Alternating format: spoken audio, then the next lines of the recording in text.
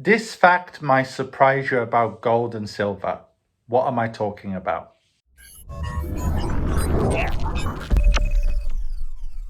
So on this video, I'm going to talk about gold in particular, but also silver and some of the misconceptions people have about these asset classes. Now, before doing that, if you're an expat or a high net wealth individual in particular, go over to adamfire.com and see how I can help you, and indeed have helped many people like yourself in the past. Now, when it comes to gold and silver, what's interesting is there's always a recurrent theme. I've been doing this for about 10 years now, and I've obviously been interested in investing for far longer than that. And I also, or always should I say, notice some commonalities. First of all, every single year people say, oh, the stock market's going to crash. That happens every year, and I think that'll happen every year until the day we die. That's one example for commonality. But another commonality is every few years, it doesn't tend to happen every year, but every few years, gold tends to become the flavor of the month. And the ironic thing is, when gold becomes the flavor of the month, often it's the worst time to buy gold. So for example, in 2010 and 2011, just before gold went down a lot of people were talking about gold. Likewise, more recently, more people have been talking about gold, especially with Bitcoin and other digital assets, often known as digital gold by some of the advocates, going down so much. Now, I'm going to talk about on this video why you should consider not buying gold and silver, and I'm going to end with a fact that might actually surprise a lot of people. So gold does not beat the US stock market or most stock markets long term. It hasn't long term. It's true to say in certain time periods it doesn't underperform, and it does outperform. That's very true. So for example, from 2000 until 2010, gold easily beat the US stock market or most stock markets. Most people know that though. Even gold bugs say, well, gold is just a source of value.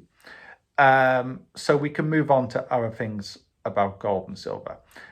Some of the advocates of gold and silver say that in times of crisis, it does actually very well, but that's actually not the case, at least in recent times. So in 2008, for the first 6 months to 12 months, it did very badly.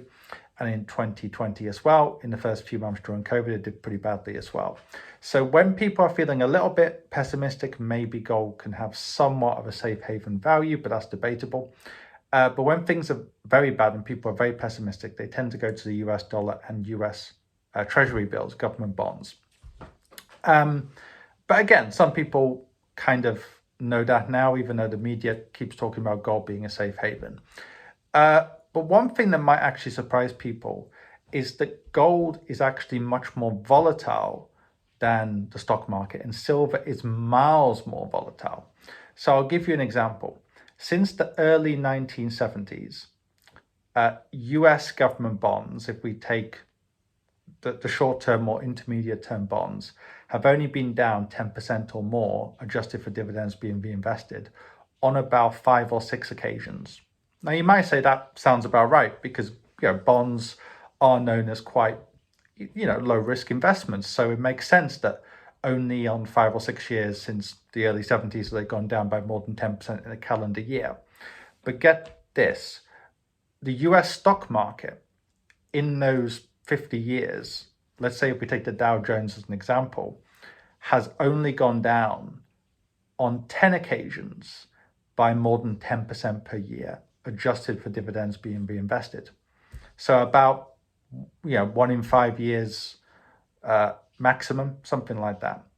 In comparison, if you look online, gold, and in particular silver, has been down much more than that and has produced lower returns.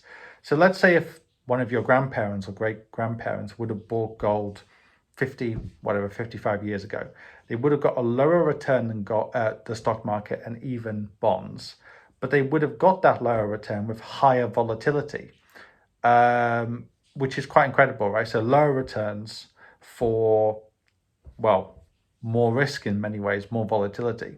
So really, when it comes to gold, the only people who win with gold are people who buy it at the right time. So for example, in the early 2000s, I think from 2000 until 2002, but also to 2005, gold was clearly very undervalued. But the point is, who can know in advance of time?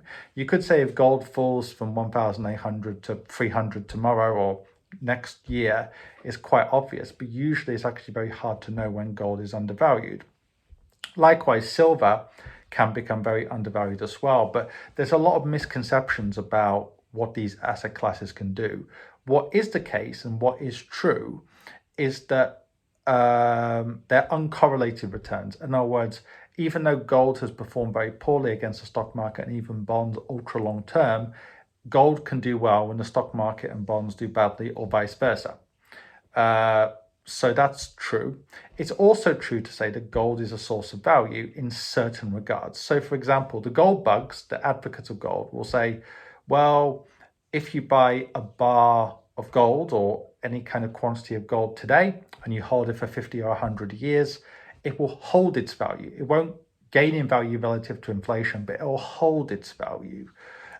Some years it will do very well, some years it will do very badly, but it will hold its value.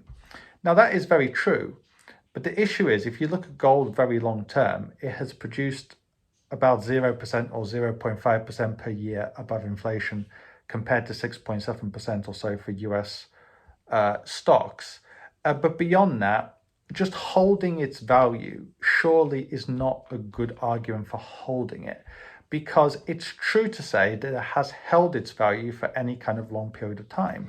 But government bonds, even government bonds, right? I mean, government bonds aren't the best performing asset long term. Government bonds have more than held their value, and they've tended usually, not last year, but usually to actually go up when stocks go down. Likewise, real estate investment trusts and real estate in certain markets, not all markets, has gained in value, and certainly the stock market has, even if individual stocks haven't. So yes, it's true to say that gold holds its value, but it does have a lot of volatility. So going back to the example I gave of, let's say, someone who bought gold 50 years ago, it's true to say if they sold it today, they would probably be able to buy just as many services and goods as they would have done 50 years ago. But that's with a lot of volatility, and that's with underperforming other asset classes. So when it comes to gold, I would always be careful, basically about listening to some of the arguments that are made in favor of gold, that it's a safe haven, which is not, that it does better than certain assets, which usually it doesn't,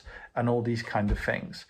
And I think the fact it's more volatile than many assets, but produces historically lower returns long term, is just another reason to kind of really be careful with buying into gold. Anyways, I'm very, very pleased and positive to say that I believe I've picked the right one. The results in the last couple of years have overreached my expectations by far. And I see no reason why it should not continue. Of course, I can highly recommend him as your financial advisor for now and for the future, because hesitating is missing out. Obviously, the best result in market right now is Adam.